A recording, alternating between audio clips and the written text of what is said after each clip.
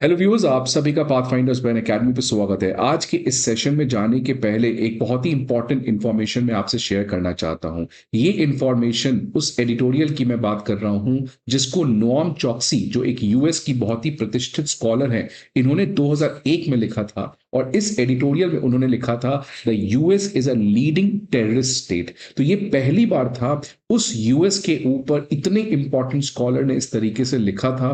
Because हमेशा से हम लोगों का ये सोचना है कि यूएस वर्ल्ड की सबसे बड़ी इकोनॉमी है, वर्ल्ड की सबसे बड़ी मिलिट्री है और वर्ल्ड की सबसे टॉप टेक्नोलॉजिकल कंपनीज यूएस में है। लेकिन एक ये भी हार्श रियलिटी है कि अगर कोई सबसे पहला टेररिस्ट स्टेट है तो वो है यूएस। अब आप एक बात बताइए, उस ओसामा बिन लादेन अलकायदा की संगठन जिसने 9/11 किया था, उसके पास हथियार कहां से आए थे?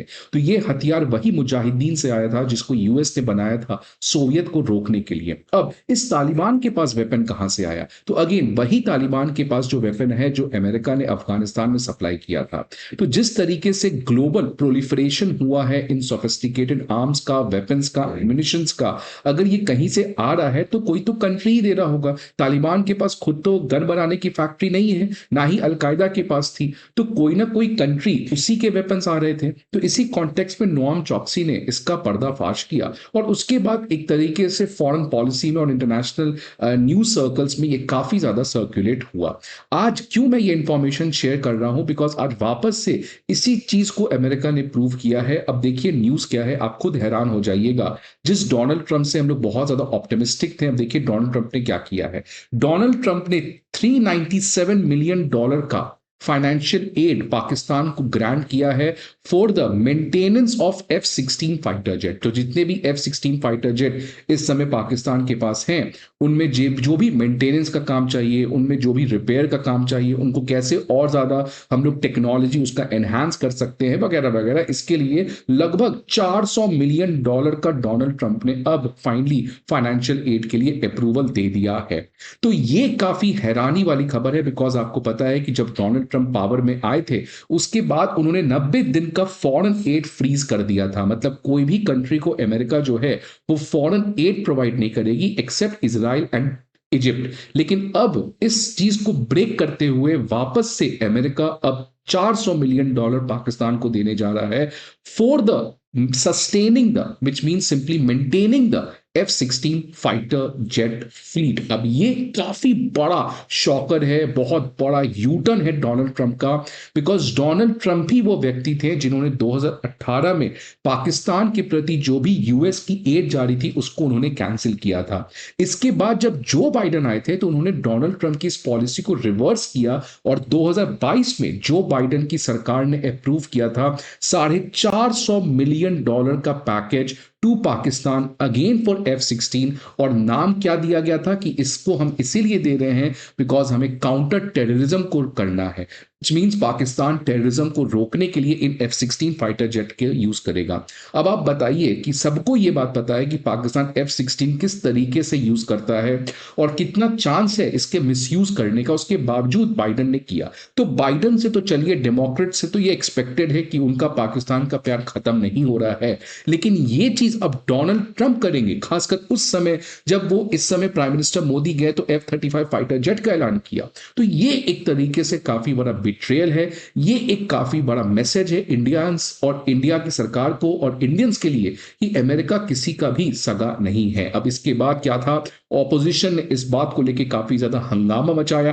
कांग्रेस ने कहा कि यूएस का जो डिसीजन है F-16 मेंटेनेंस के लिए जो इतना बड़ा फाइनेंशियल एड दे रहा है, ये सरकार की चूक है। क्यों सरकार अमेरिका को नहीं रोक पाई इस तरीके के फाइनेंशियल एड को देने के लिए?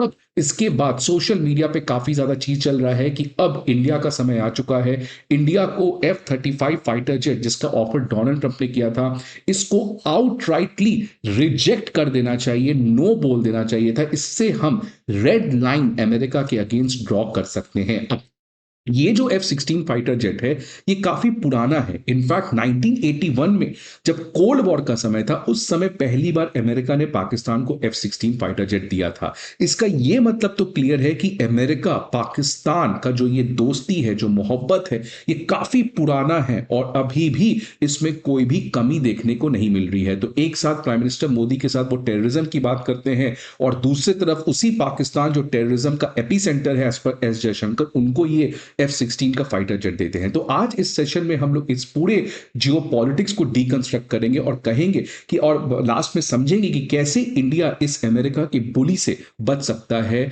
और कैसे इंडिया आने वाले समय में अपना खुद का एक स्टैंड ले सकता है। इन सभी चीजों को आज इस सेशन में हम लोग समझने का प्रयास करेंगे स्टूडेंट्स। बट आगे बढ़ने के पहले एक बहुत ही इंपॉर्टेंट इंफॉर्मेशन कि आप में से जितने भी सीरियस एस्पिरेंट्स हैं जो इस समय स्ट्रगल कर रहे हैं मटेरियल्स को लेके, उनको प्रीवियस ईयर क्वेश्चंस के एक स्पेसिफिक जगह सामान नहीं मिल रहा है। सिमिलरली आप कैसे न्यूज़पेपर को करें, उसके लिए करंट अफेयर मैगजीन्स और प्रीलिम्स मॉक टेस्ट अपने आप को अब कैसे एवेल्युएट करें। अब फाइनली इस पर्टिकुलर प्रॉब्लम को दूर करने के लिए अनअकैडमी आईएएस आप सभी के लिए एक इंपॉर्टेंट मैसेज लेके आया है। अगर आपको इन सभी चीज़ों का पीडीएफ चाहिए तो अब अनअकैडमी आईएएस उसको फ्री ऑफ कॉस्ट प्रोवाइड करने जा रहा है। और ये कहाँ मिलेगा, तो आपको इस डिस्क्रिप्शन बॉक्स पे दिए गए लिंक पर जाना है, उस लिंक पर क्लिक करिएगा, एनरोल करिएगा, तो आपके सारे PDF free of cost avail कर सकते हैं।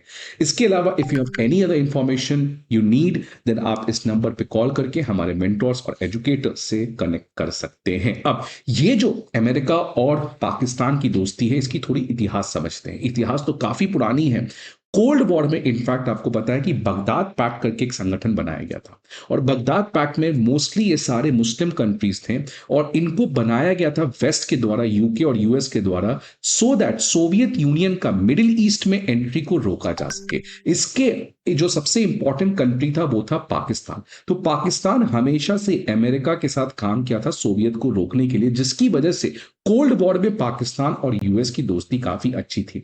इनफैक्ट सबसे बड़ी जो एक मुकाम पाकिस्तान ने उस समय अचीव किया था, जिसकी वजह से उसका अमेरिका के साथ दोस्ती काफी अच्छा था, वो था कि अमेरिका और चाइना की दोस्ती किसी ने करवाया था, वो था पाकिस्तान। तो जब रशिया और चाइना की लड़ाई हो चुकी थी, जिसको हम सीनो सोवियत स्प्लिट कहते हैं, उसके बाद चाइना जो है वो रशिया को अपना दुश्मन मान लिया और अब चाइना अमेरिका के साथ मिलके और ये पाकिस्तान इसको कंप्लीटली फैसिलिटेट किया, जिसकी वजह से एक यूएस, चाइना और पाकिस्तान की एक ट्राइलैटरल एक्सिस यहां पे बन चुकी। तो कोल्ड वॉर में आप देख सकते हैं रिलेशन काफी अच्छा था। कोल्ड वॉर खत्म हो गया, उसके बाद फिर भी पाकिस्तान के साथ रिलेशन अमेरिका की काफी अच्छी रही, बिकॉज 9/11 के बाद जब अमेरिका के ट्रूप्स अफगानिस्तान में चले गए तालिबान को हटाने के लिए, उसके बाद पाकिस्तान मटेरियल सपोर्ट दिया, लैंड बेस्ड सपोर्ट दिया। तो तब तक पाकिस्तान की इंपॉर्टेंस अमेरिका के प्रति थी कि जब तक अफगानिस्तान में अमेरिका के ट्रूप्स हैं तब तक उसको पाकिस्तान का सपोर्ट चाहिए था। लेकिन अब तो आपको पता है 2021 में अमेरिका के ट्रूप्स वापस जा चुके हैं। अब लोगों का सवाल था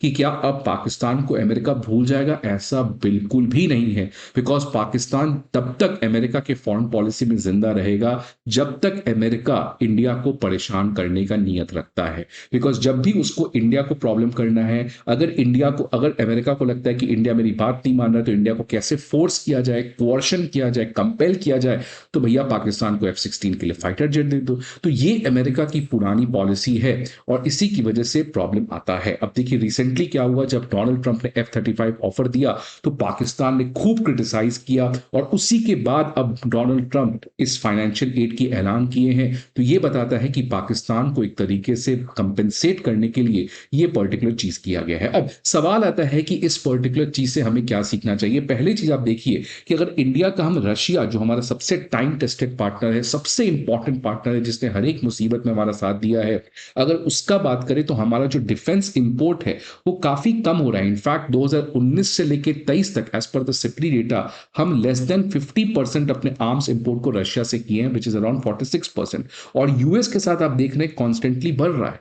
तो रशिया से जो हम डिफेंस खरीद रहे हैं वो काफी कम है, यूएस से जो खरीद रहे हैं वो काफी बढ़ रहा है। इसकी वजह से हमें रशिया के साथ भी अपनी पुरानी दोस्ती बहुत हद तक कॉम्प्रोमाइज करनी पड़ रही है। इनफैक्ट देखिए देखिए रशिया अब इंडिया से हटकर पाकिस्तान के साथ अपनी दोस्ती को बढ़ाना चाह रहा है। तो ये बहुत बड़ी दुविधा है भारत सरकार के लिए कि कैसे उस अमेरिका के साथ दोस्ती करे चाइना को बैलेंस करने के लिए, लेकिन फिर वही अमेरिका इंडिया को परेशान करता है पाकिस्तान के थ्रू। और जितना ज़्यादा इंडिया अमेरिका के प्रति क्लोज जाएगा, उससे ट्रेड बढ़ाएगा, उतना ही ज़्यादा रशिया और पाकिस्तान की दोस्ती होगी। तो ये एक तरीके से थोड़ी-सी पेचीदा मामला है, इससे कैसे भारत सरकार उभरती है, ये तो भारत सरकार को पता होगा। लेकिन डोनाल्ड ट्रंप जिस तरीके से पावर में आए हैं और जो लोग खुश थे कि ट्रंप के आने से बाइडेन की लेगेसी खत्म हो जाएगी, ट्रंप तो एकदम सब कुछ बढ़िया कर देंगे। लेकिन देखिए किस तरीके से रेसिस्ट अटैक्स हो रहा है रिसेंट टाइम्स में इंडियन के ऊपर कि इंडियन से ड्रेनेज साफ करवाना चाहिए। तो किस तरीके से रेसिस्ट अटैक भी हुए हैं। इसके अलावा अगर आप आज की न्यूज़ देखें 25 फरवरी की, तो वापस से वो सैंक्शंस वाली कहानी शुरू हो चुकी है।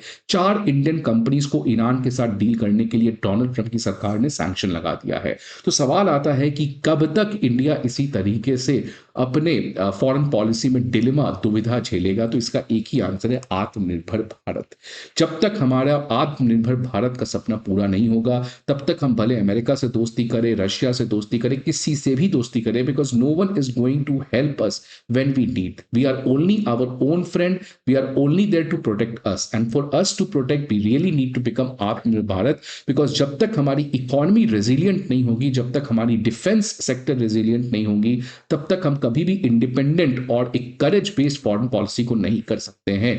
इसी तरीके से हमें आने वाले समय में रियली सेल्फ रिलायंट इंडिया बनने का सपना देखना होगा, और इसमें सरकार की भूमिका तो है ही, लेकिन साथ साथ इंडिया के 140 करोड़ लोगों की भी एक रिस्पॉन्सिबिलिटी है कि हम कैसे मिलके भारत को आत्मनिर्भर बना सके। लेकिन ये सफर अभी बहुत लंबा है। आप देख सकते हैं इस समय इंडिया भले 5th वर्ल्ड की लार्जेस्ट इकोनॉमी हो, लेकिन अगर पर कैपिटा की बेसिस पे बात करें तो हम बहुत ही पीछे हैं। तो इसलिए India has a long journey to go. Can India take that long journey? Absolutely yes. हमारे सब कुछ है जिसके वजह से हम आने वाले समय में एक बहुत बड़ी इकोनॉमी बन सकते हैं, बट फॉर दैट हमें स्लो और एक कैजुअल अप्रोच से हटकर एक फास्ट ट्रैक मोड में अपने आत्मनिर्भर भारत बनने का सपना को देखना पड़ेगा। नहीं तो तब तक इसी तरीके से अमेरिका, रशिया, चाइना ये सब हमें किसी ना किसी तरीके से कुछ ना कुछ करते रहेंगे। सो आई होप आपको ये वीडियो अच्छा लगे, और आपका क्या सजेशन है कैसे भारत सरकार अमेरिका को मैसेज दे सकती है, रिटेलिएट कर सकती है, please let me know in the comment box. I hope आपको ये वीडियो अच्छा लगे।